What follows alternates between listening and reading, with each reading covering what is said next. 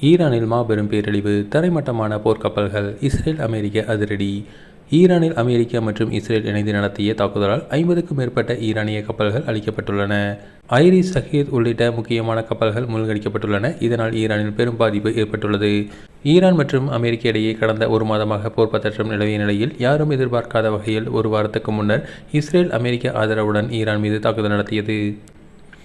இந்த போர் ஏற்பட்டால் இருதரப்புக்கும் அதிக சேதம் ஏற்படும் என்றும், மத்திய கிழக்கு முழுவதும் இருக்கும் அமெரிக்க நிலைகள் தகர்க்கப்படும் எனும் பல்வேறு நிபுணர்களும் கருத்து தெரிவித்தனர். அதற்கேற்ப ஈரான், இஸ்ரேல் மற்றும் அமெரிக்காவின் தாக்குதலுக்கு பதிலடி கொடுத்து வருகிறது. அதன் உச்சகட்டமாக பஹ்ரைனில் உள்ள அமெரிக்க கடற்படையின் 5வது கடற்படை தலைமையகம் ஈரானால் கடுமையாக சேதப்படுத்தப்பட்டது.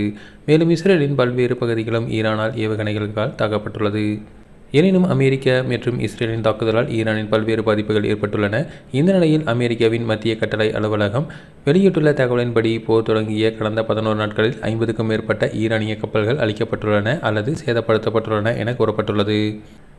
ஐரிஸ், ஷஹீத் என்ற ஈரானின் மிக முக்கியமான ட்ரோன் தாங்கி போர்க்கப்பல்கள் மூழ்கடிக்கப்பட்டதாகவும், ஈரானின் நவீன தொழில்நுட்பத்தில் உருவான 3 கப்பல்கள் மற்றும் ஈரானின் மிகப்பெரிய மிதக்கும் இராணுவ தளமாக கருதப்படும் ஐரிஸ் மேக்ரன் ஆகியவை முறிக்கப்பட்டுள்ளதாகவும் அமெரிக்கா தெரிவித்துள்ளது.